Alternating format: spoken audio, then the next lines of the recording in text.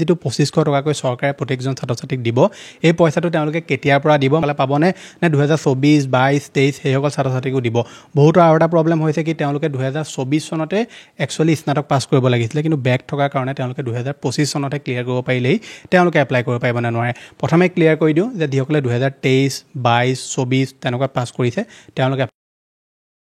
মুখ্যমন্ত্ৰী জীৱন প্ৰেৰণা আঁচনিখনৰ যেহেতু আবেদন প্ৰক্ৰিয়া আৰম্ভ হৈ গ'ল যিখন আঁচনিৰ জৰিয়তে চৰকাৰে যিসকল ছাত্ৰ-ছাত্ৰীয়ে 2025 চনত স্নাতক পাছ কৰিছে তেওঁলোকক মাহিলি 2500 টকা এবছৰলৈকে দিব বুলি কৈছে গতিকে এই স্কিমখনত আপোনালোকে কেনেকৈ এপ্লাই কৰিব লাগিব সম্পূৰ্ণ ডিটেইলছত মই এটা ভিডিঅ' চেনেলত দিলো আৰু সেই ভিডিঅ'টো চাই আপোনালোকে ঘৰতে নিজৰ মোবাইল লেপটপ ডেস্কটপৰ জৰিয়তে অনলাইনত আপোনালোকে সেই ভিডিঅ'টো চাই জীৱন প্ৰেৰণা আঁচনিখনৰ কাৰণে আবেদন কৰি ল'ব পাৰিব গতিকে আপুনি যদি জীৱন প্ৰেৰণা আঁচনিখনৰ আবেদন কৰিলে বা আবেদন যদি এতিয়ালৈকে কৰা নাই তেনেহ'লে আজি এই ভিডিঅ'টোত মই আপোনালোকক বহুতখিনি ডাউট ক্লিয়াৰ কৰি দিম বহুতে মোক কোৱেশ্যন কৰি আছিলে যে জীৱন প্ৰেৰণা আঁচনিখনত যদি আপোনালোকে আবেদন কৰে তেনেকুৱা ক্ষেত্ৰত এই যেটো 2500 টকা পইচা এই পইচাটো কোন মাহৰ পৰা দিয়া হ'ব ডকুমেণ্টছ আপোনালোকৰ পিআৰচি প্ৰয়োজন হ'ব নেকি বা আপোনালোকৰ ইনকাম সাৰ্টিফিকেটৰ প্ৰয়োজন হ'ব নেকি সেইখিনি কথা মই আপোনালোকৰ ভিডিঅ'টোত কম বহুতৰে প্ৰভিজনেল সাৰ্টিফিকেট আছে তেওঁলোকৰ অৰিজিনেল সাৰ্টিফিকেটখন এতিয়াও অহা নাই বা তেওঁলোকে এপ্লাই কৰা নাই সেইখন যদি নাথাকে প্ৰভিজনেলখন থাকে হ'বনে নহয় লগতে এলিজিবিলিটি ক্ৰাইটেৰিয়া কি ৰাখিছে কোনসকলে এপ্লাই কৰিব পাৰিব কোনসকলে এপ্লাই কৰিব নোৱাৰে এপ্লাই কৰাৰ পাছত আপোনালোকৰ প্ৰক্ৰিয়াটো কেনেকুৱা হ'ব কেনেকৈ আপোনালোকক সিলেক্ট কৰিব স্কিমখনত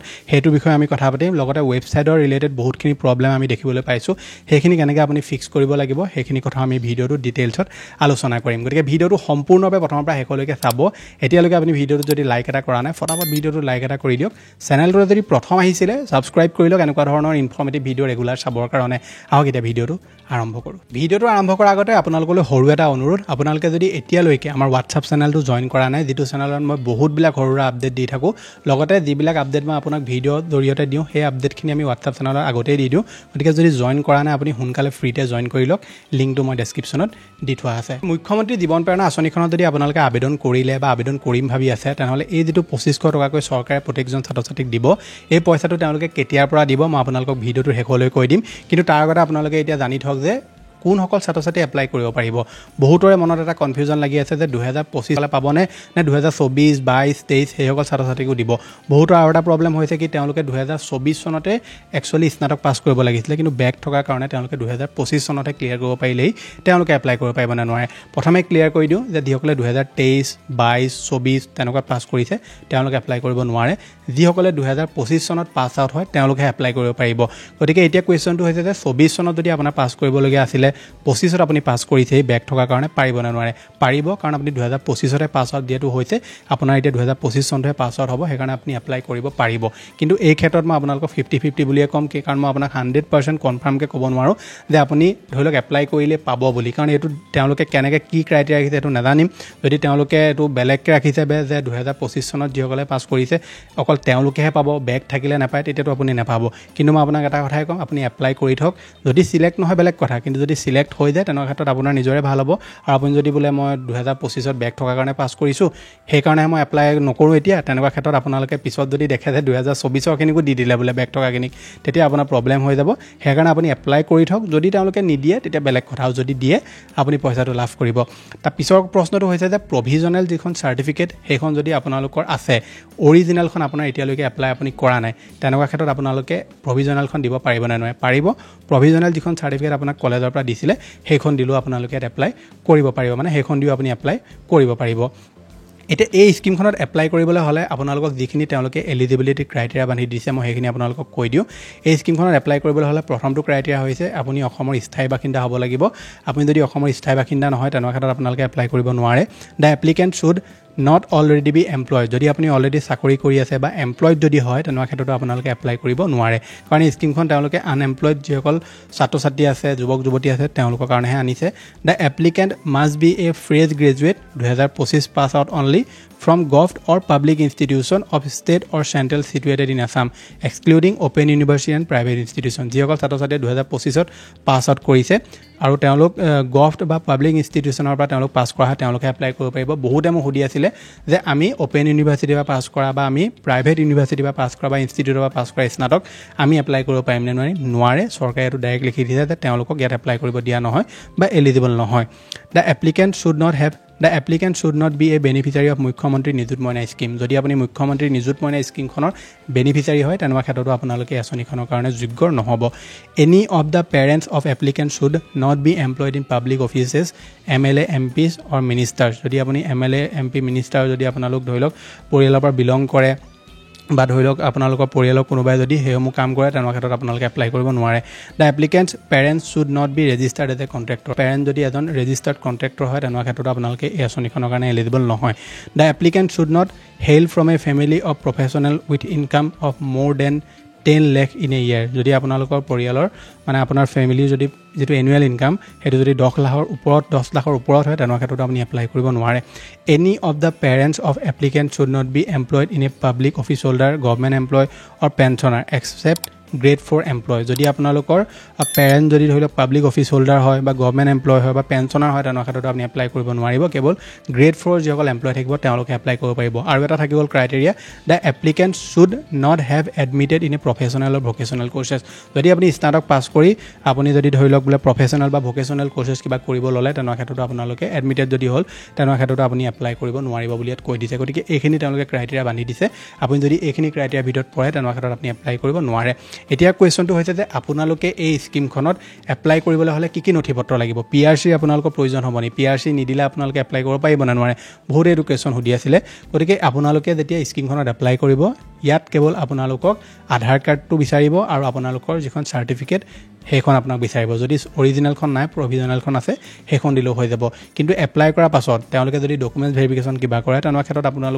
তেওঁলোকে ইনকম চাৰ্টিফিকেটখন বিচাৰিব পাৰে সেইটো আপুনি মনত ৰাখিব ইনকম চাৰ্টিফিকেটখন আপোনাৰ বিচাৰিব পাৰে বাকী আপোনাৰ চাৰ্টিফিকেটখন বিচাৰিব পাৰে সেইখন প্ৰভিজনেল হ'লেও হৈ যাব চাগে কিন্তু আপোনাৰ ডকুমেণ্টছ পাতি এইখিনি তেওঁলোকে নিশ্চয় চেক আউট কৰিব পাৰে কিন্তু যিহেতু ইয়াত আপোনালোকে এপ্লাই কৰাৰ পাছত যিটো প্ৰক্ৰিয়া আছে কেনেকৈ আপোনাক চিলেক্ট হ'ব আপোনালোকে স্কিমখন সেইটো কৈ দিওঁ প্ৰথমে আপোনালোকৰ এখন কলেজলৈ যাব কলেজে ভেৰিফাই কৰিব ইউনিভাৰ্চিটিয়ে ভেৰিফাই কৰিব যিসকল অফিচাৰ আছে তেওঁলোকে ভেৰিফাই কৰিব গতিকে এই আটাইখিনি বস্তু যেতিয়া ভেৰিফিকেশ্যন হৈ যাব তেওঁলোকে সময়মতে আপোনাৰ পৰা আকৌ নথিপত্ৰ নিবিচাৰিব পাৰে বা ইনকম চাৰ্টিফিকেটখন আপোনাৰ বিচাৰিবও পাৰে সেইকাৰণে কৈ দিছোঁ কিন্তু আপোনালোকৰ যিটো সম্পূৰ্ণ প্ৰক্ৰিয়া এইটো কলেজ ইউনিভাৰ্চিটি এনেকৈ হৈ যাব তেওঁলোকে ডাইৰেক্টলি এইখন ভেৰিফাই কৰাব কলেজৰ দ্বাৰা আৰু ডিচেম্বৰ মাহতে এই ভেৰিফিকেশ্যনখিনি তেওঁলোকে কমপ্লিট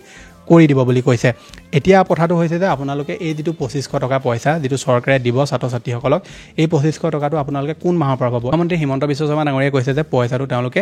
জানুৱাৰী বা ফেব্ৰুৱাৰী মাহৰ পৰা দিব কিন্তু তেওঁলোকে এইটো একদম সঠিকভাৱেও নাই কোৱা যে কোন মাহৰ পৰা দিব এতিয়াতো এপ্লাই আপোনালোকৰ নৱেম্বৰতে শেষ কৰিম বুলি কৈছে নাজানো ডেট বঢ়াই যদিও কিন্তু লাষ্ট ডেট নাই দিয়ে নৱেম্বৰতে জাষ্ট শেষ কৰিম বুলি কৈছে আৰু ডিচেম্বৰত ভেৰিফিকেশ্যনখিনি কৰিম কৈছে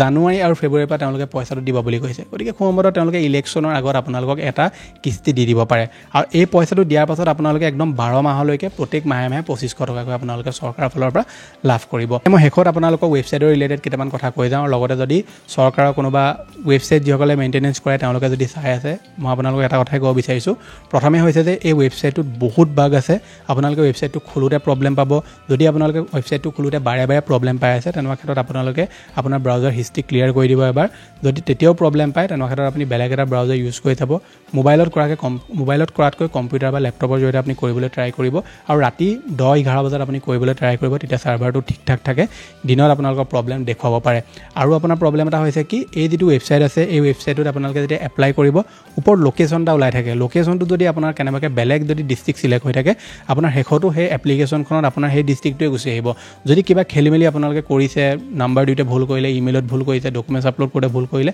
তেনেকুৱা ক্ষেত্ৰত আপুনি এপ্লিকেশ্যনখন উইথড্ৰ কৰিও আপোনালোকে এপ্লাই আকৌ কৰিব পাৰিব কাৰণ তাত এডিটৰ অপশ্যন আছে সেই এডিটকেইটা কৰিলে কিন্তু আপোনাৰ লাষ্টত ভিউ এপ্লিকেশ্যনত যদি গৈ চাইগৈ তাত ৰিফ্লেক্ট নহয় আৰু এতিয়াতো আপোনাৰ ভিউ এপ্লিকেশ্যনত গ'লে আপুনি ধৰিবও নোৱাৰে যে কি আছে কাৰণ ভিউ এপ্লিকেশ্যনটো ঘূৰি থাকে আৰু পিছত একো নোলায় গতিকে মই